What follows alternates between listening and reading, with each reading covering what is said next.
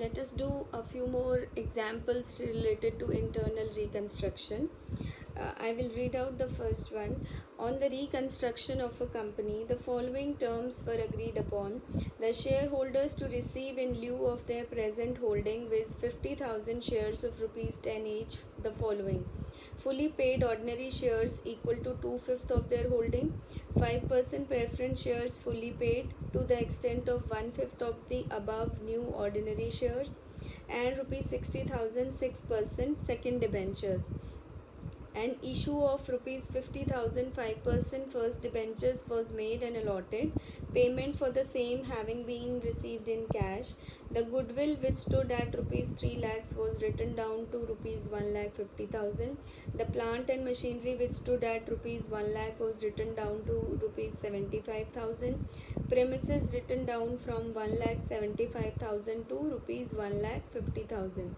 Pass the journal entries in the books of the company for the above reconstruction, right?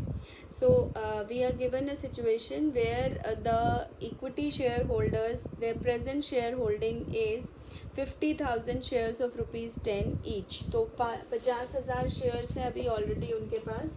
So we can see the first entry. So if they have 50,000 shares of 10 each, that means the capital is 5 lakhs. उस 5 lakhs को आपने debit कर देना है. Now we don't have 5 lakhs, उसको हमने कम कर दिया है और अलग अलग तरह से पे किया है शेयर होल्डर्स को, मतलब कन्वर्ट किया है इस कैपिटल को. तो पहले आप जो अब कैपिटल नहीं है उसको डेबिट कर देंगे. जो शेयर कैपिटल 5 lakhs की थी उसको डेबिट कर दिया और ये पैसा किसका है? शेयर होल्डर्स का. सो 2 शेयर होल्डर्स को ड्यू है ये 5 lakhs, वो आपने क्रेडिट कर दिया. अब उसको आप किस तरह से कन्वर्ट करके उनको देने वाले हैं? उनकी जो शेयर कैपिटल थी पहले 5 lakhs, उसका 2/5 5 lakh का 2/5 आप देने वाले हैं in the form of new ordinary shares. So new ordinary shares will be of rupees 2 lakhs. Then you are going to give 5% preference shares. 5% preference shares will be जो ये नए ordinary shares दिए हैं उसका 1/5. तो नए ordinary shares हैं 2 lakh. 2 lakh का 1/5 हो जाएगा 40,000. तो और जो 6% debentures हैं वो आपने देने हैं. They are equal to rupees 60,000. And the remaining amount. Now अब 5 लाख वैल्यू थी शेयर कैपिटल की. जो शेयर होल्डर्स के शेयर्स हैं उनकी वैल्यू 5 लाख थी, लेकिन आपने अभी तक उनको कितना लौटाया है? सिर्फ मतलब कन्वर्ट करके कितना मिला उन्हें? They are getting only 3 lakhs. तो 2 लाख उनका जो है वो राइट ऑफ कर दिया जाएगा.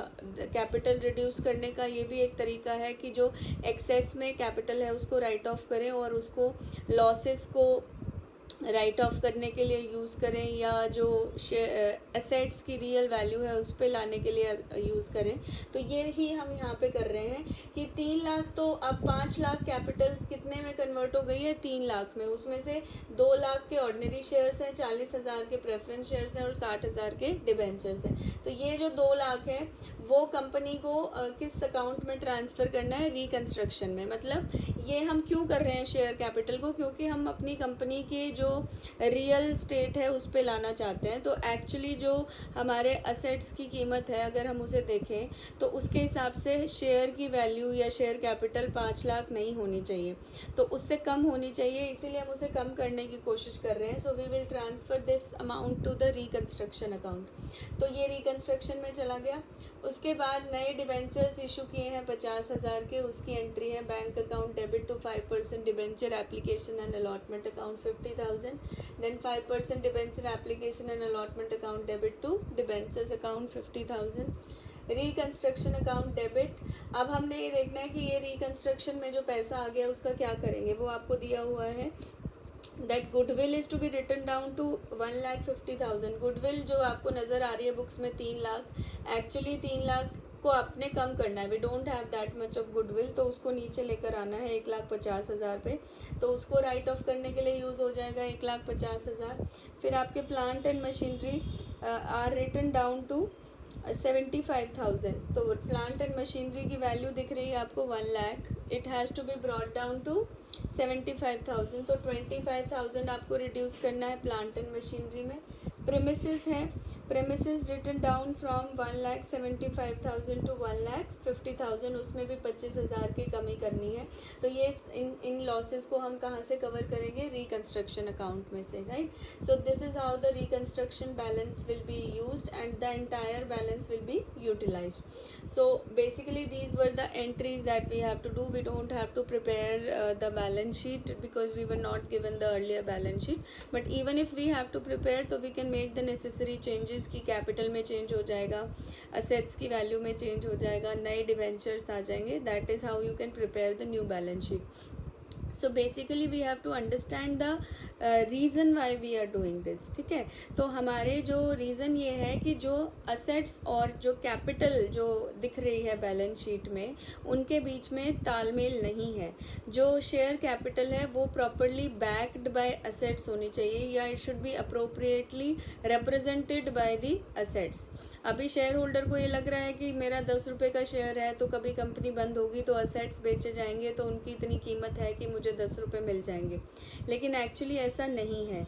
तो आपने ओवर वैल्यू किया हुआ है असेट्स को, उसकी वजह से जो शेयर कैपिटल है, शेयर्स की वैल्यू है, वो भी ज़्यादा नज़र आ रही है, जो कि एक्चुअली है नहीं.